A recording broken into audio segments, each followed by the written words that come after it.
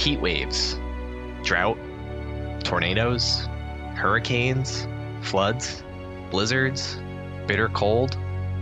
Extreme weather has an incredible impact on people across the globe. On Mount Washington, our scientists brave some of the worst weather on the planet to improve our understanding of our warming world.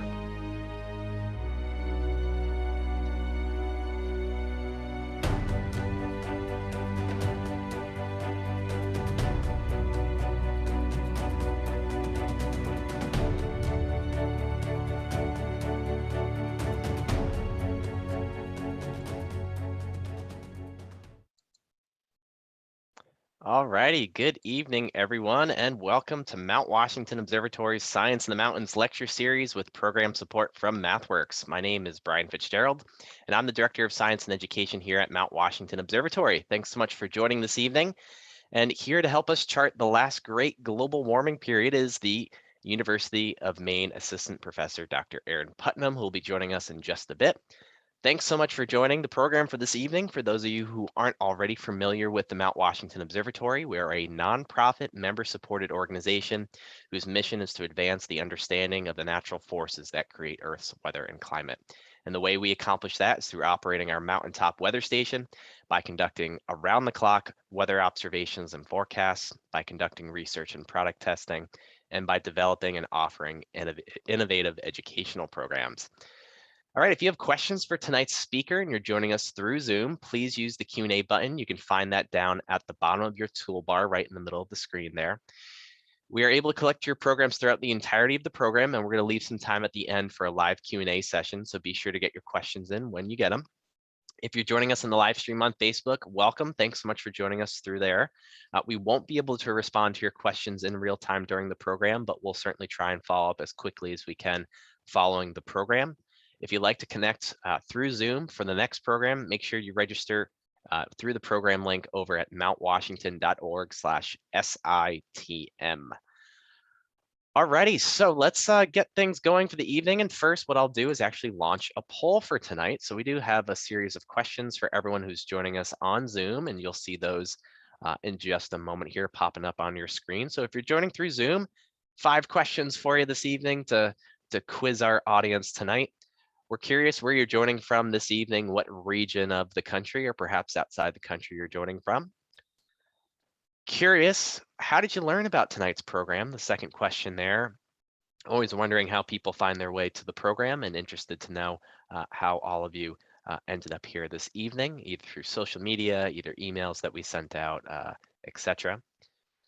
Another question, curious, because we've been running quite a few of these programs, and we're wondering whether or not if you've attended a Science in the Mountains program before. So responses there could be yes, no, maybe this is your first one, welcome, or yes, maybe you have really been in it. You've been attending most, if not all of them so far. And then we have a couple great trivia questions for our speaker tonight, Dr. Aaron Putnam, who will be giving you those answers tonight. Curious, on average, how much colder was Earth during the peak of the last ice age? Was it 6 degrees Celsius cooler, 8, 10, 15 degrees? And then lastly, what was the concentration of atmospheric carbon dioxide during the last ice age? 50 parts per million, all the way up to 350 parts per million. So I'll let this go for just another few seconds. We've got a lot of great responses. More than half of you already responded right now. So get your answers in. Another 3, 2, 1. Alrighty, looks like we've leveled off there. So I'll end the poll and we'll share some results with everyone. All right, overwhelmingly the Northeast being represented, about 78% of us this evening, but we have someone once again from outside the country. Welcome, welcome. Glad you can join us, even if we all can't be together in person. And we have all of the regions of the United States represented, including one person from the Northwest and even some folks from the Southwest. Welcome, thanks for joining tonight. Overwhelmingly, looks like most of you learned through emails through the observatory about tonight's program, and then vice versa through a number of other streams here. Lots of folks returning. In fact, wow, surprisingly, 23% of you, over 27 people so far of our vast attendees. This is your first Science in the Mountains program. Welcome so much. Hope you enjoy tonight's program and join us for our continuous series that occurs each month. Welcome so much to the program, and then a great shout out. 13 of you, 11% have attended most, if not all, of the programs so far, going over a year now. So incredible. Thanks to those dedicated bunch. And then our trivia questions. Woo, interesting. These must have been tough. We're pretty well split. On average, how much colder was the Earth during the peak of the last ice age? Pretty evenly split. 6 degrees Celsius cooler. Looks like slightly the winner for that one. We'll see what the answer is coming up. And then what was the concentration of atmospheric carbon dioxide during the last ice age? Looks like 150 parts per million. Over half of you think it's that. We will see. In fact, I'm already forgetting what the answers are myself, so we'll have to listen intently to our speaker for the evening. So I'll go ahead and stop sharing those results, and we'll get to tonight's program. So without further ado, I'd love to turn it over to our speaker for the evening, Dr. Aaron Putnam, assistant professor at the University of Maine. Hey, Aaron, can you hear me okay? Can you turn your camera on as well? I can. Can you hear me? Perfect. And look and sound Fantastic. great. And why don't you take it away, Aaron? We'd love to hear from you tonight. Okay, great. Thank you, Brian. One moment while I share the screen. Okay, are you able to see that? All right. Yes, looking great. Wonderful. Okay, well, thank you so much, Brian, and thank you all for coming. I'm absolutely delighted to be here today and to share a lot of this information and some of these stories with you all. I wish we could be together in person, but I feel very fortunate that we can share these tales virtually in any case. So what you see before you is a video taken by helicopter on almost a point on almost the other side of the world, on the opposite side of the planet, in the Southern Alps of New Zealand.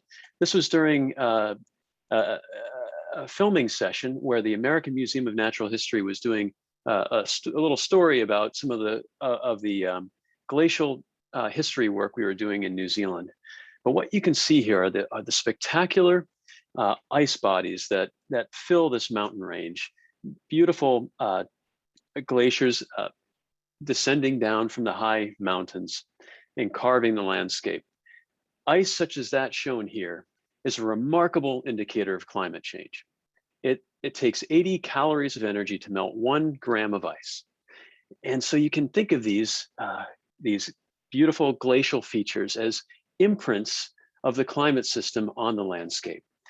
And they've left a spectacular history that's trying to tell us about how the climate system has changed in the past and why. It can help us to solve the great puzzle of ice ages, which would help us go a long way towards understanding how the Earth system can change and what sort of changes it's capable of. And so if you were to backtrack about 18,000 years ago, this valley that you see before you would have been filled with ice. It would have been filled with ice the same time as Mount Washington would have been covered by the great Laurentide ice sheet that covered much of northern North America. Now, the fact that this valley was full of ice the same time as the largest ice sheet on the planet was at its maximum position during the last ice age, believe it or not, represents a fundamental mystery of Earth and climate sciences that has yet to be fully understood. And so what I'd like to do today is show you some of our efforts to try to understand this extraordinary climate state, and moreover, understand this extraordinary event that ended the ice age in a geological blink of an eye, called the last glacial termination, the last great global warming. And from those lessons from the past, I hope perhaps we can glean some insight into the climate dynamics that we might expect to play out as the world warms. Okay. So just down valley of that area, just just below Mount Cook, Aoraki Mount Cook, the cloud piercer, shown up here in the top right-hand corner of the image. Just down that valley is a valley called that harbors a lake called Lake Pukaki. And during the last ice age, this valley was filled with a beautiful mountain glacier, valley glacier, that descended out into the lowlands and constructed little moraine ridges. They're called these little ridges that you see strewn about on the landscape. Each one of those ridges was a pile of debris constructed at the margin of that glacier during individual pulses of advance and retreat that correspond to individual climatic cooling and then warming events. So what you can see on the landscape here is an archive of past climate that you can see from a helicopter. You can drive through it and walk across it. These landscapes like this exist in mountain foreland regions all over the world. And if we could decode them and learn about when glaciers constructed these moraines and when the ice receded from the moraines back up into the mountains at the end of the last ice age, we might be able to resolve some of the questions about why Earth experiences these glacial cycles of climate.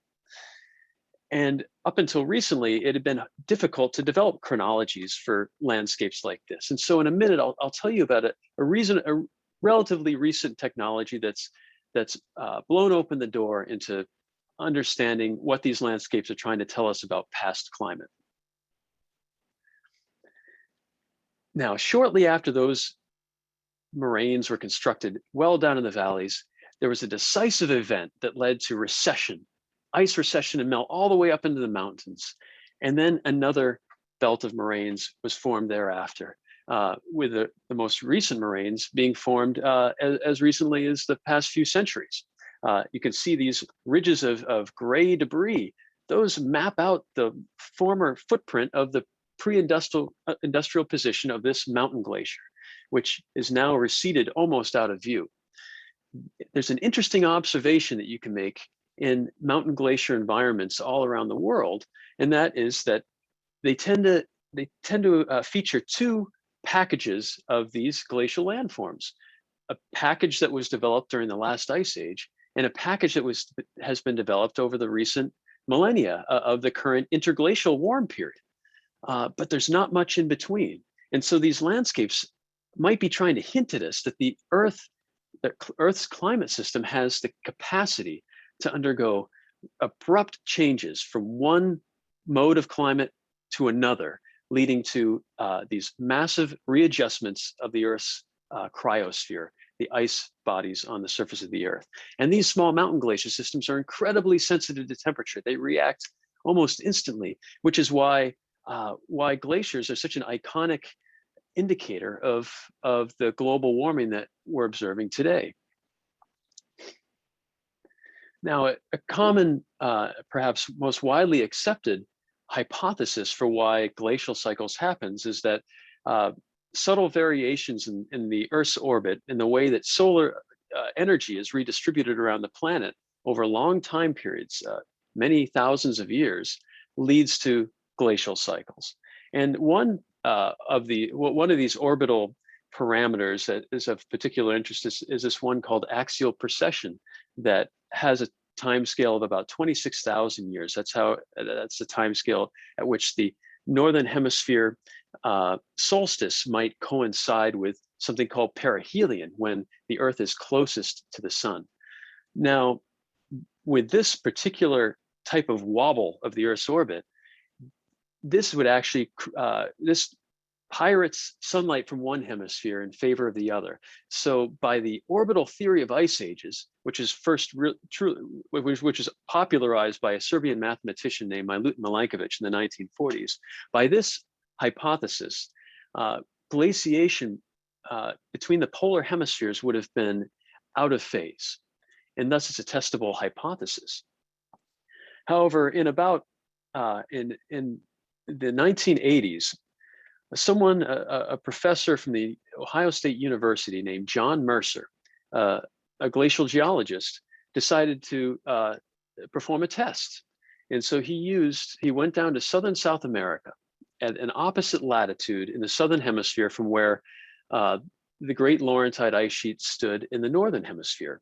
On the opposite side of the American Cordillera, he investigated glacial landforms corresponding to the last ice age there. And he found a piece of wood in a stratigraphic section within one of these moraine ridges.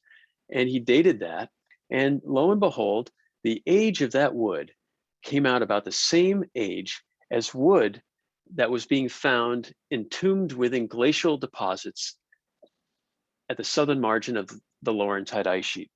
Wood, much like this. This is a 24,000-year-old piece of wood, spruce, that was murdered by the Laurentide ice sheet as it advanced into southern Ohio at that time, about 24,000 years ago. This piece of wood was pushed over by that ice margin. At that point, the Laurentide ice sheet was actually closer to the equator at about 38 degrees north than it was to the North Pole. Just a fun fact.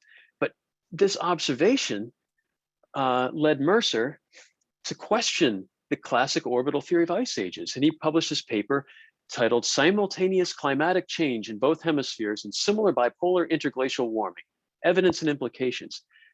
If the orbital theory of ice ages is if that's what's if it's the Earth's orbit driving glacial cycles north and south, then why did they achieve their maximum at the same time? We've more recently started calling this Mercer's paradox. And it turns out Mercer's paradox gets even trickier. Now, around that time, almost exactly the same time, the eminent climate scientist from the Lamont Doherty Earth Observatory of Columbia University, Wally Broecker, put forward a paper asking the question, does the ocean atmosphere system have more than one stable mode of operation? And then shortly thereafter, together with George Denton at the University of Maine, they published a paper in which they proposed that instead of linearly following these gentle orbital motions and redistributions of sunlight, that ice ages may have actually held modes and then undergone abrupt non-linear switches between these modes, that the climate system behaved more like the atoms in more like the electrons around an atom, where they are quantized. They prefer one state or the other, but nothing in between. And that's what the moraine systems that I showed you just a minute ago seem to be hinting at. So what they said was that although we are convinced that the Earth's climate responds to orbital cycles in some fashion, we reject the view of a direct linkage between seasonality and ice sheet size with consequent changes in climate of distant regions. Such a linkage cannot explain synchronous climate changes of similar severity in both polar hemispheres. Also, it cannot account for the rapidity of the transition from full glacial towards full interglacial conditions.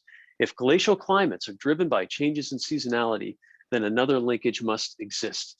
So this opened up the possibility that there might be something else hidden within the physics of Earth's behavior that could allow the climate system to react in astonishing ways to relatively small forcing agents.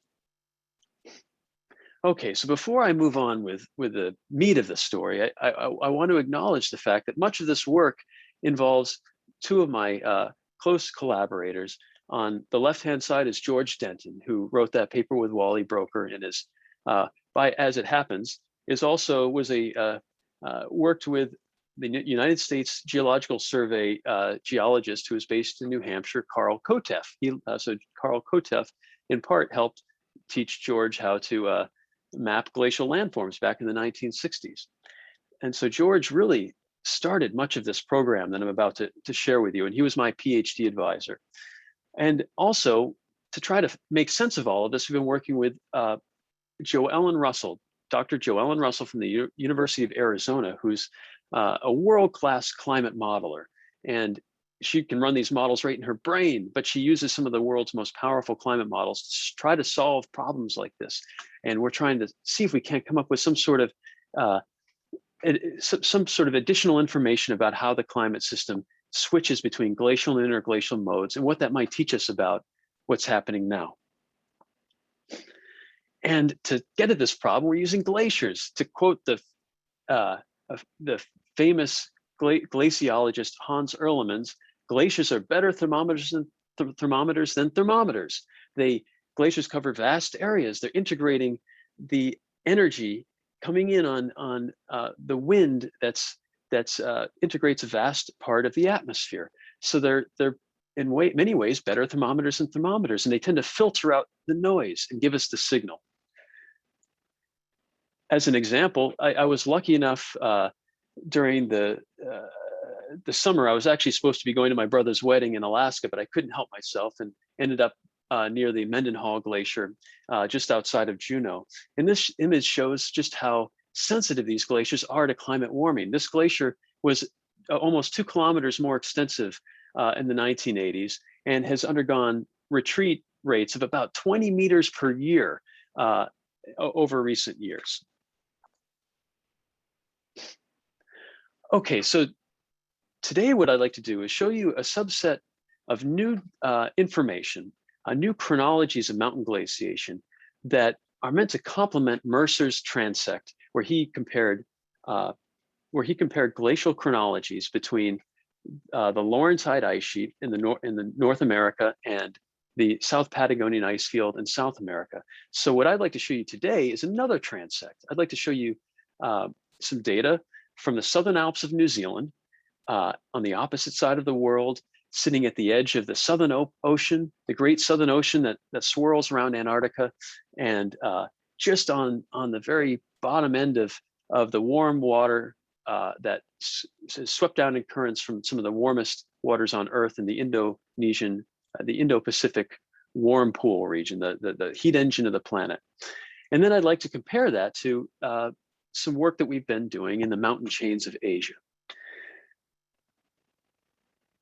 Now, the tool that we're using that has recently, over the past couple of decades, has really come into its own and helped scientists unlock many of the information from many of these glacial landscapes is something called surface exposure dating. And with this, in particular, using an isotope of beryllium called beryllium-10. And what this method relies on is the following: is that when a glacier achieves equilibrium with climate, it starts to develop a moraine, and boulders such as this one shown here basically melt out of the ice and trundle onto the landscape, and are at that point exposed to the flux of cosmic radiation. High energy particles coming from outer space with enough energy to blast apart silicon and oxygen within the atoms and create this special nuclide called beryllium-10. And beryllium-10 builds up in the rock after by this process, and it accumulates with a measurable rate. And if we can collect a sample of this rock and take it back to the lab and measure the concentration of beryllium, we have the makings of a cosmic clock from which we can derive an age of that landform. We can determine right when the ice stood there depositing it. And we can apply this to ice age problems, but the method has been developed such that we can even apply this to recent problems. We can go to places where we have very little historical information, such as the Bhutan Himalaya showed here in this image, and sample moraines that were constructed within the past century. And by taking a sample of rock using Roman technology like this, and taking that rock and ultimately taking it back to the lab and measuring the number of nuclides at a place in California at the Lawrence Livermore National Laboratory, we can ultimately derive a chronology of the landscape. And in this case, we were able to date this moraine to the year 1858 with an uncertainty of about 10 years or so. Now we can apply this to the ice age problem. So first, I'd like to share with you some of the recent work we've been doing in the Southern Alps of New Zealand. The Southern Alps sit on the edge of the Southern Ocean. They lie astride the strongest wind system on Earth, the Southern Hemisphere westerly winds. And it's that ocean atmosphere system that's responsible for partitioning tremendous amounts of energy and carbon between the ocean and the atmosphere. It's an incredibly dynamic place. And New Zealand sits right at the nexus of these important climatic boundaries. And it features spectacular landscapes such as that shown here that I showed you earlier, that harbor information that can tell us about what the glaciers and climate have been doing for many, many millennia. And there's several systems like this. This is another what we call terminal moraine system that marks the former snout of the Ohau Glacier when it last stood at its maximum position. And one of the mysteries that we're interested in is when and how quickly did that glacier suddenly decide to retreat? This lake fills a gaping hole that was left behind when that glacier suddenly receded. That's a mystery. when did the ice age come to an end in the last great global warming? And so I'll just show you one example of the work that we've been doing. And this is work done by our PhD student, Peter Strand, who, by the way, was an intern at the Mount Washington Observatory back in 2011. Much of the work that I'm going to show you today has been done by Peter. It's extraordinary work, very, very hard, painstaking work. So he worked in a place called Lake Tekapo of New Zealand.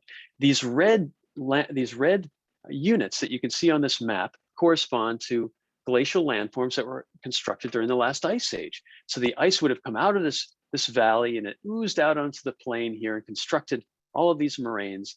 And then at some point it receded rapidly. And so Peter went around this landscape and determined exposure ages to figure out when that happened. And so let me walk you through his results. He found that the ice age was achieved at least as early as 27,000 years ago, when the glacier system would have looked like this. This is a cartoon drawing. And moraines are constructed around 19,000 years ago. And by the way, these plots I'm showing it's just one way of representing the data, but he collected many, many, many different data points, and he takes the average of these data points as the age of the landform. And it's depicted as a probability distribution. But the important thing is that the age, and it's relatively well constrained. This moraine was constructed around 19,000 years ago. And subsequently, there was a moraine constructed around 18,000 years ago. And then something interesting happened. The ice suddenly receded almost to within view of the modern glaciers, well up into the mountain valleys, such that it was constructing moraines by about 17,000 years ago, 16,900. And so an astonishing glacial recession occurred that corresponds to an abrupt warming. And within a millennium, most of the ice that existed during the last ice age in the Southern Alps and this valley was gone. And so Peter, working together with Sean Eves at the University of Victoria at Wellington in New Zealand, tried to convert this into a climate record by using a computer glacier model and forcing it with different atmospheric conditions. And what they found was that at the peak of the last ice age, this glacier stood at its maximum under temperatures that were about 6 degrees colder than today.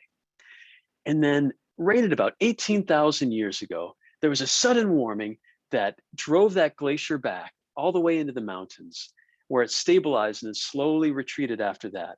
That warming was about 3 degrees and actually represents about 75% of the warming from the glacial world to the interglacial world. Mind you, incorporated into this scale on the y-axis, this temperature scale, is also the degree or so of warming that's happened in the past century. Okay.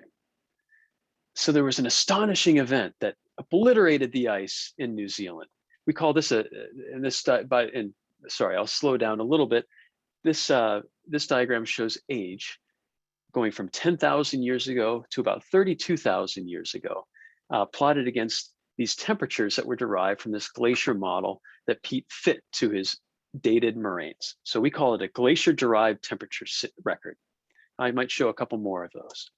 Now, we've done this for several valleys throughout New Zealand. This is work done in collaboration with George, a legion of graduate students and undergraduates in the University of Maine, and also Jörg Schaefer at the Lamont Doherty Earth Observatory, who runs the cosmogenic, nuclide lab there.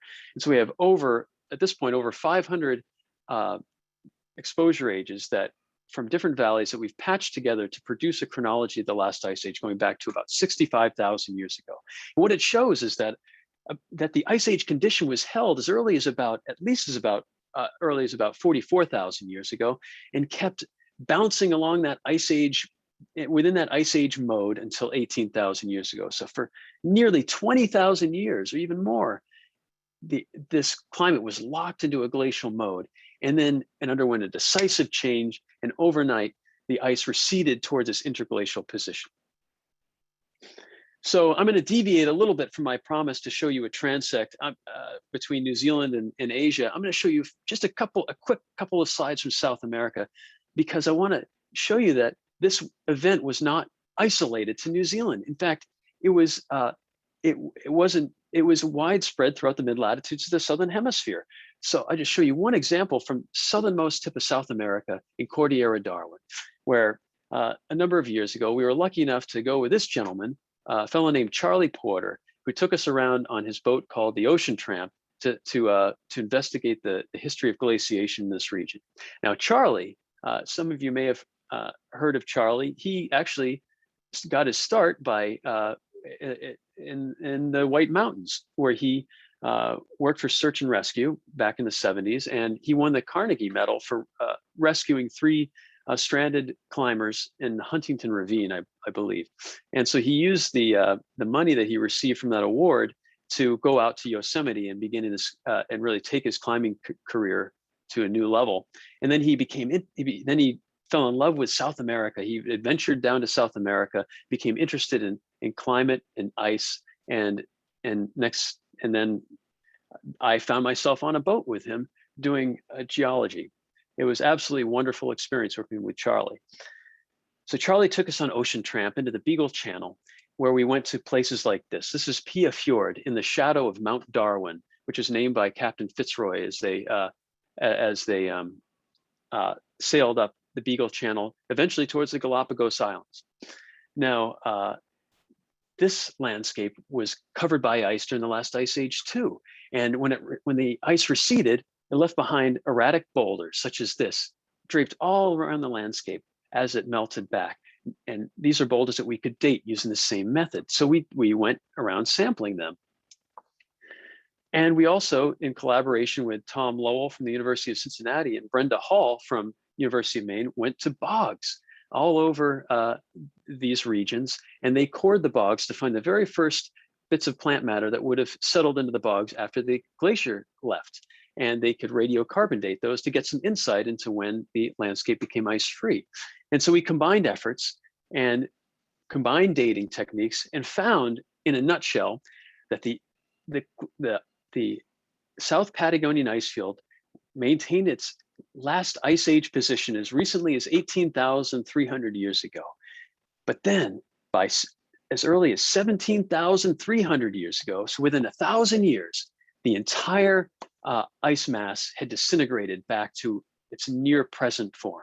So it also underwent a staggering retreat that mirrored what we saw in New Zealand on the other side of the Pacific.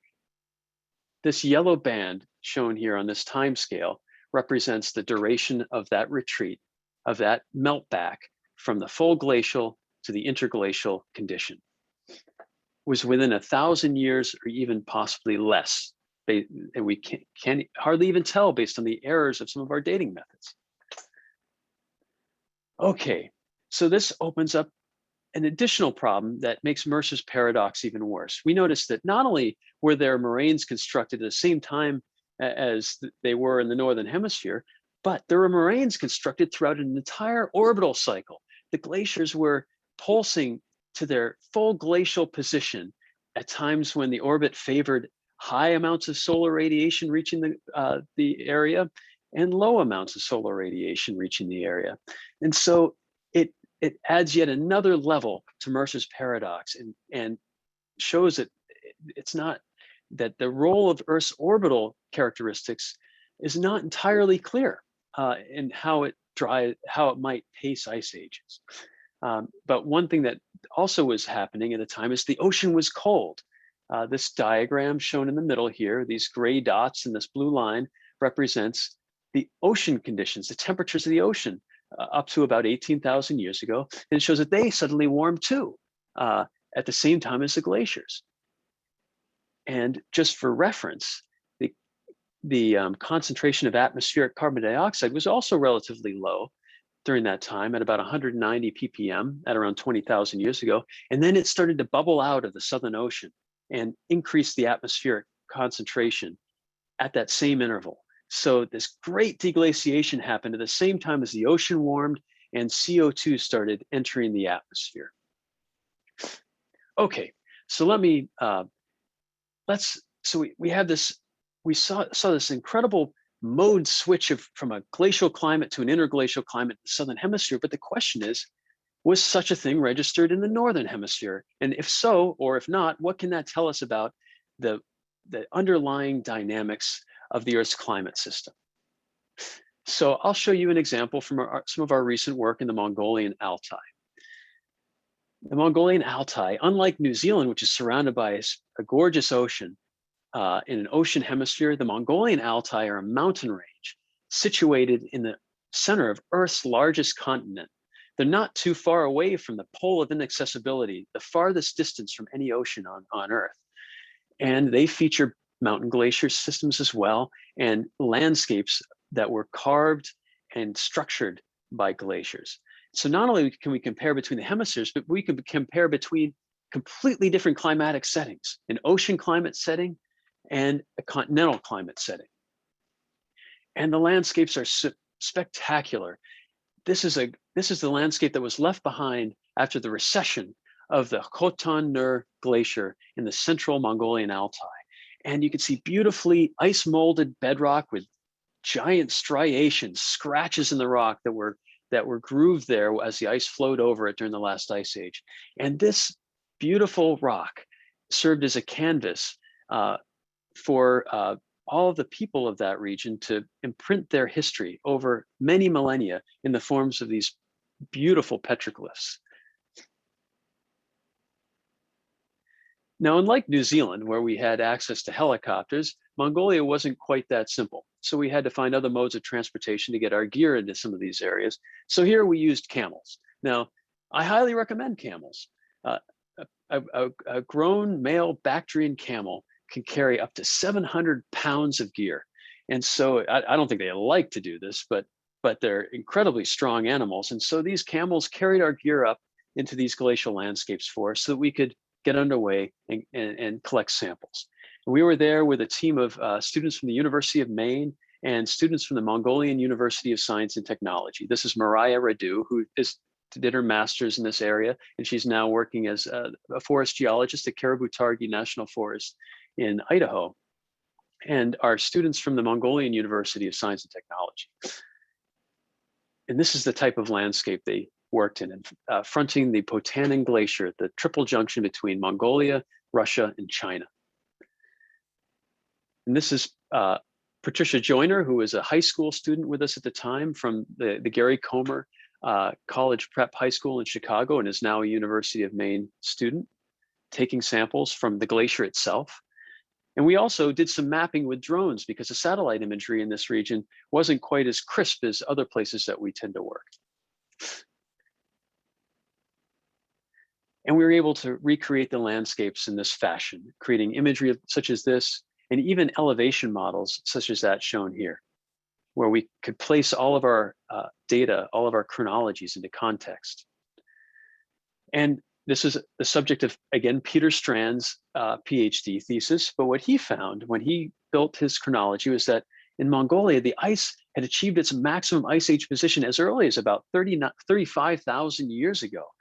And then again produced moraines around 23,000 years ago, 21,000 years ago, and 19,000 years ago. And then suddenly, by 18,000 years ago, there was rapid recession. Ice recession was well underway, such that half the length of the glacier had receded, of that ice age glacier.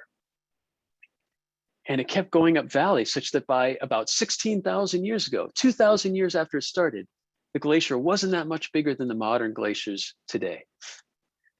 This is an example of a boulder that was deposited in the landscape at almost 18,000 years ago, almost a stone's throw from the modern glacier. So there was a stunning, decisive event that happened around 18,000 years ago in this valley that was indistinguishable from the timing of that in the southern hemisphere. This is what it looked like. Around 18,000 years ago, there was a decisive glacier retreat to interglacial conditions.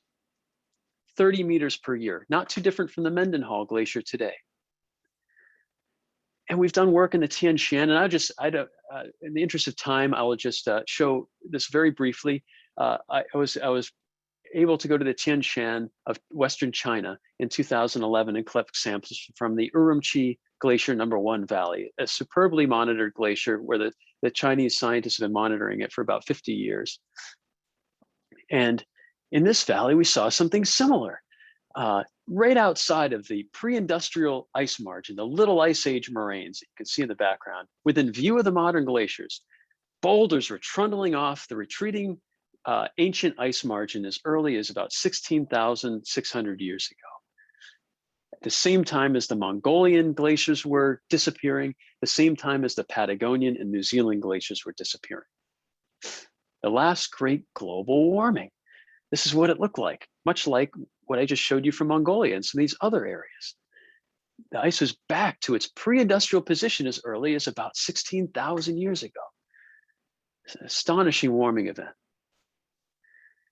And finally, I just want to show you a few slides from some very recent work that we've done with students of mine from the University of Maine in collaboration with a large team of scientists that took part in what's called the National Geographic and Rolex-funded Perpetual Planet Everest expedition. We were lucky enough in 2019 to take a trip to the Everest region of the Kumbu Himal in the Himalaya, and our small team was given the opportunity to collect samples to test the same global problem.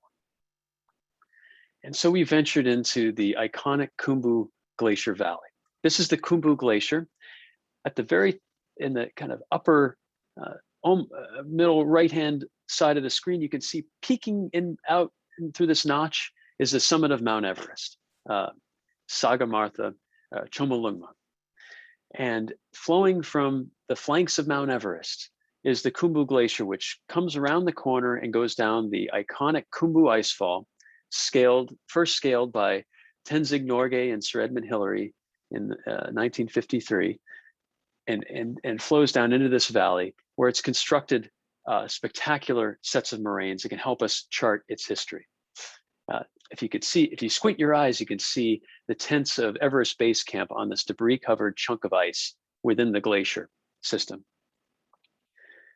And so we went to this place. This glacier it spans an altitude range from about 4,500 meters or so, all the way up to about almost 8,000 meters, and receives avalanching from the top of Mount Everest. So it's sampling 4,000 meters of the atmosphere.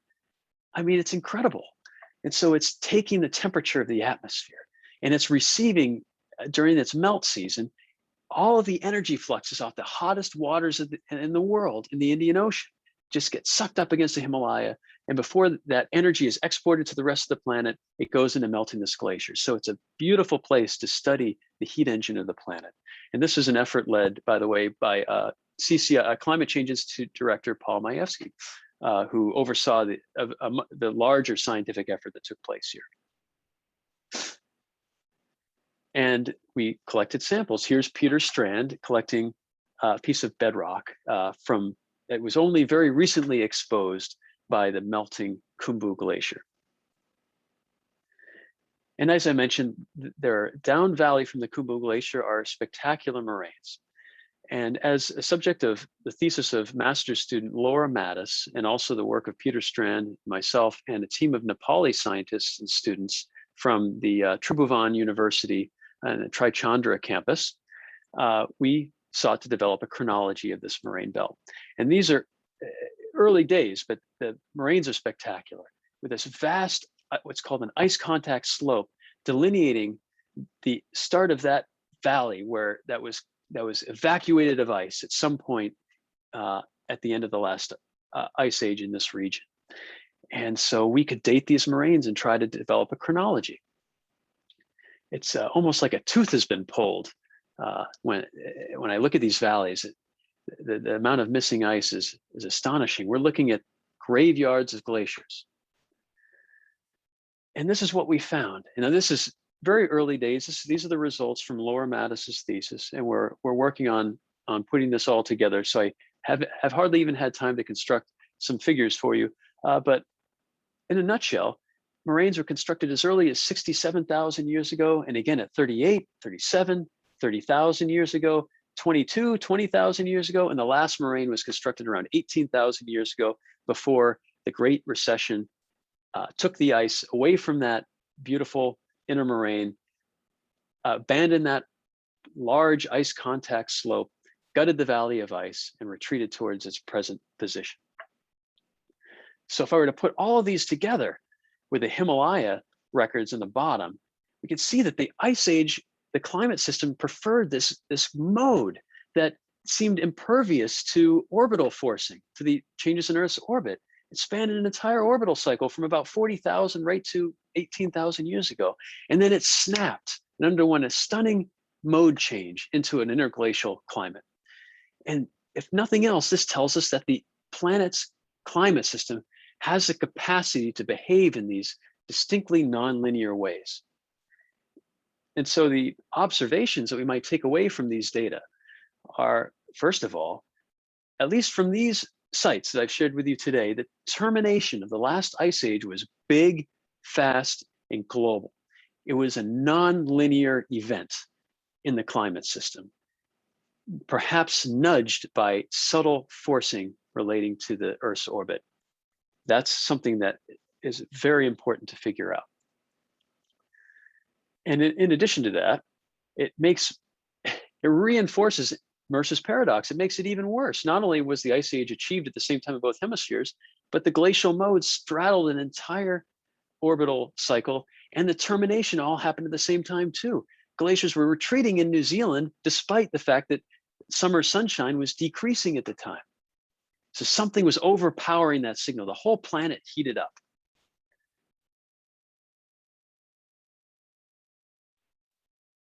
And the role of orbital variations is unclear. They appear to act as a pacemaker, as was suggested in the 1970s by Jim Hayes, John Embry, and Nick Shackleton in a famous paper that they published in '76. But they appear to pace these mode shifts. But how that might happen is still unclear. Okay, so finally, the last thing I'd like to share with you is not a solution to the ice age problem. It's just a hint at what might be helping to cause this massive increase in the heat budget of the planet that melted ice everywhere. And that's work that we've been doing with Joellen Russell. And she thought maybe the answer lies in the south. She studies the strongest wind systems on the planet and how they partition heat and CO2 between the atmosphere. And she convinced me and us that they could play a pivotal role in global warming in the past and even now. And so she did a simulation using a very powerful Earth system model where she simulated the effect of just a change in the location of the southern westerly wind field. And she took it from what may have been an ice age position and put it in today's position. It just changed nothing else, just wanted to see what happened to the world. And something really interesting happened. The entire world warms in these simulations. The upper surface ocean warms. And it's because of interesting dynamics involving how the southern wind system interacts with the tropical heat pool, the tropical heat engine. Now, I won't go into details, but a result of this simulation is also an expansion of the warmest waters on Earth that are responsible for exporting heat energy in the form of water vapor throughout the planet. And you're doubling in the size of these warm waters. So the interaction between these this ocean and atmosphere system has the capacity to take something happening in the southern hemisphere and rapidly export that temperature signal throughout the planet. Okay, now I don't have time to go into this in great detail, but I want to show you something interesting. This is a map of observations of recent marine heat waves around the world that's happened since the mid-20th century. These heat waves, I'll go back one slide, mirror the warming that you see in this bottom panel here. See these red colors in the bottom panel? That's the heating anomaly from our model experiment. What's happening today appears very similar as borne out from the oceanographic data. The world's surface oceans are warming and in turn warming the atmosphere with a very similar pattern. And lo and behold, the westerly winds have moved south by 30 degrees, by by a few degrees, not 30 degrees, a few degrees over the past 50 years or so. Perhaps opening up some of the same dynamics that may have played out during this tremendous end of the last ice age, as monitored by Earth's mountain glacier systems. So there's a side-by-side comparison about what happens when subtle changes to the southern hemisphere system can affect the planet, and that southward shift in the southern winds is thought to be caused by the rise of atmospheric CO2, at least today, in the Earth's atmosphere. So what we might be witnessing is the increase in this warming agent in the atmosphere, awakening some of the same dynamics that may have ended the ice age.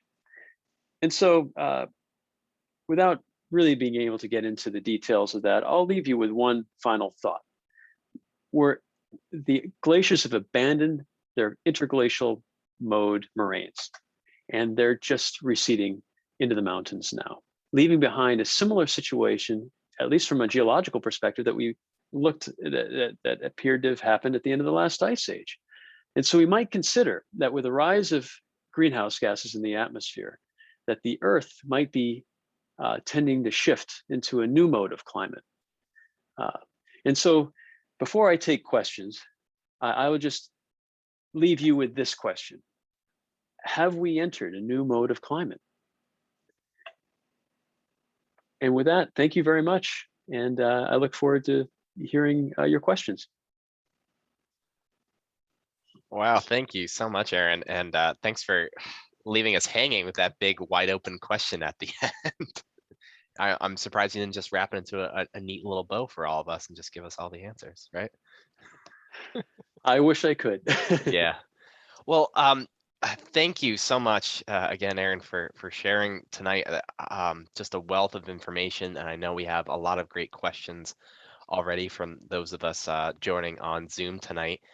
Just as a reminder for anyone else who has questions for our speaker this evening, just use the Q&A button that you find down at the bottom of your Zoom screen, down in the middle of the toolbar there, and we'll get to as many questions as we can while being respectful of everyone's time tonight. The first one actually was an interesting question, perhaps thinking more in the nearer term. This is a question from Ruth. I've certainly just heard stuff about this as well, but Ruth is wondering, how do you explain the fact that some glaciers are advancing in at least, I guess, the more recent time spans? Okay. Yeah, that's a great question, Ruth. And thank you very much. So the vast majority of the temperate mountain glaciers on Earth, those that have classic melting zones, are melting back. But you're right, there are a few places where there have been at least recent advances. One example that it would be with the Western Himalaya and the Karakoram. And another advance that occurred a little bit less recently was one that occurred in the Southern Alps of New Zealand that culminated in the early 2000s. And so, yeah, there are wobbles superimposed on the long-term trend. And in some cases, for example, because of subtle ocean and atmosphere wobbles, we call them oscillations, there is an interference pattern that can help stall out the recession pattern in certain places. And that's probably what happened in New Zealand, which led to a brief period in which the warming stalled out and then resumed in the mid 2000s. So now in some places, some places are very high and dry as well. And there's some situations where some glaciers are where their sensitivity to climate becomes more complicated. The iconic example is actually in Antarctica, which is mostly covered by a giant ice sheet, but there are small mountain glaciers there too, but they actually don't even have true melting zones. They're too cold. And so most of the ice is lost through other processes like sublimation. And so in that case, increases and changes of snowfall can actually govern the advance and retreat of mountain glaciers. And there are examples similar to that in very dry places in, say, Tibet. So those are just a few examples. So yeah, there are anomalies superimposed in the long-term trend in recent times. Oh, interesting. Aaron, here's a question from James. Asked a question a little closer to home here. Are you, I mean, I know this isn't the focus of your research necessarily, but are you aware of any dating going on in, say, even glacial erratics or former termini of glaciers in, say, the White Mountains or the Appalachians? Absolutely. There are ongoing projects right now by some very close colleagues. Actually, it's interesting because it links back to that story about Charlie Porter. There's someone who's been a mentor of mine for many years, who is a fellow named Tom Davis, a geologist from Bentley College, and I'm sure you probably know Tom. And Tom has spent much of his career studying the peaks of New England. And so Tom has a project with Jeremy Shacken at Boston College and Paul Bierman at the University of Vermont, trying to date and others too, trying to date these erratics in the White Mountains and in many of the other mountain chains throughout the northern Appalachians. And unfortunately, that the project is that's one excellent project. And then for our team, Brenda Hall at the University of Maine has been applying the same approach to the mountains of Maine.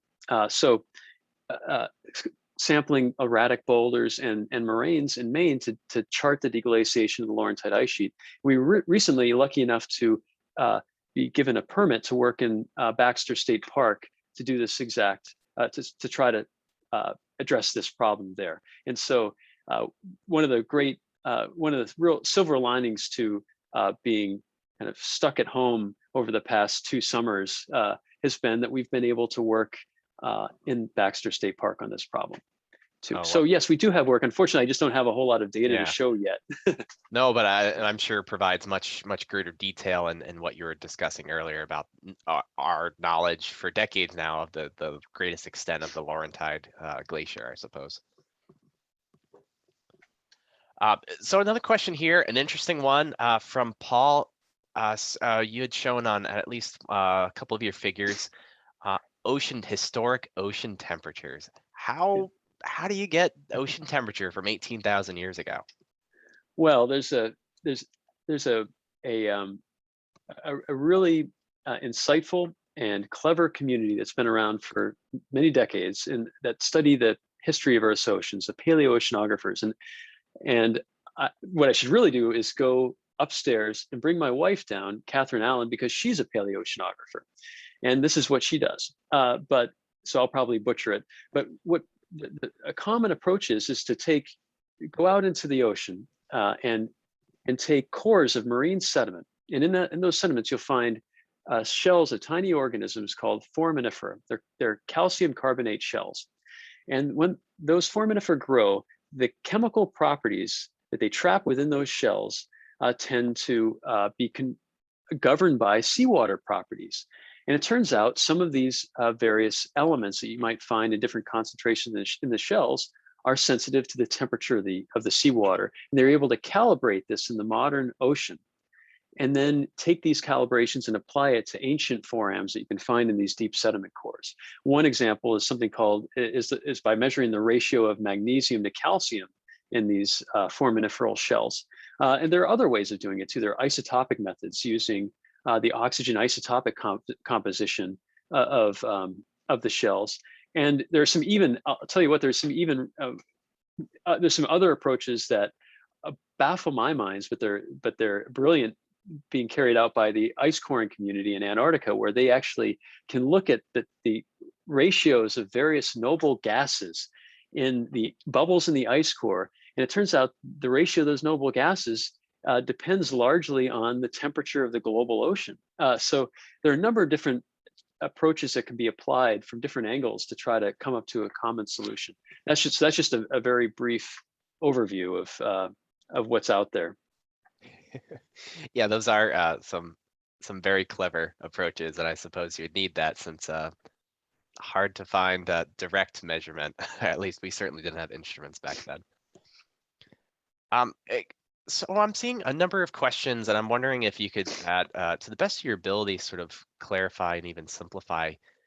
I mean, the big question that you asked at the end here: are we in a new climate mode? People are obviously, and myself included, trying to digest everything you've shared tonight and thinking about trying to understand what happened in this past climate mode and the sudden shift, and obviously big changes in ocean temperature, the amount of atmospheric carbon dioxide, all those things. How do we reconcile that with current climate change and the fact that those were sort of environmentally driven, humans not having the same impact as we do today? How do we, is this just going to happen on its own anyways, regardless of what humans do, and we'll shout out into a new, into a new climate mode, or what? Well, what's highly irregular about what's happening now is that we're not in an ice age. And so if you look at the if you look at reconstructions from the deep oceans that can track much longer timescales, that they're not individual mountain glaciers, but they can tell us about the changes in ice volume on the planet, for example. You see that the systems seem to bounce back and forth between these two modes of climate, two general modes of climate, if you want to think of it that way. And so, and it was, if we're, and this is all, much of this is, are the ways that some of us and my colleagues are thinking. Not everyone agrees with this. There's a healthy discussion out there, but these changes were likely paced by subtle variations, perhaps in the Earth's orbit or something like that. So for one thing, it tells us that the Earth's climate system can operate in nonlinear ways, and when pushed by something, it can respond in pretty dramatic ways. And so now we're basically supercharging the atmosphere with energy, and trace gases are going up. The lower troposphere is warming.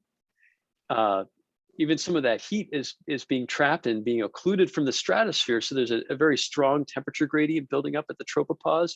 As Joellen would put it, my colleague Joellen, the troposphere has actually been expanding like a balloon as a consequence of the rise of greenhouse gases.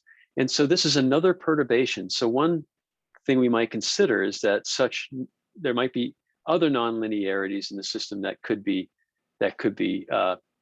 awakened. And it's worth considering that we know that the climate system is capable of such things. Thank you. Actually, that was helpful for me. Hopefully, that was helpful for others. That description, because I guess so previously there were the two modes. I mean, mostly so glacial, interglacial. To really simplify it. One of the questions I think I personally had, because I saw certainly the uncertainty in some of the dating that have been done in these various samples. That shift, the really big shift, the switch that's hit in from around 18,000 years ago or so. Roughly how long was that window from the really big shift? I mean, was it like 1,000 years or less before it kind of settled out into that new climate mode? Well, we could probably say it was within a millennium or so. And then, then there's uncertainty. We have a few hundred years of uncertainty. So it could have been a millennium or two in some cases, or, you go to the other way and say it could have been even faster than that. But yeah, that's the limit of our dating technology at the moment. Yeah, and hard to fathom, obviously, as the mere mortals that we are and the lifetimes that we have. And yeah, anyways. Well, you probably, if you were living on the planet back then, it would have been something you may have noticed. Yeah. Yeah. All right. Well, let's see. A couple more questions, because I know we're just past 8 o'clock here.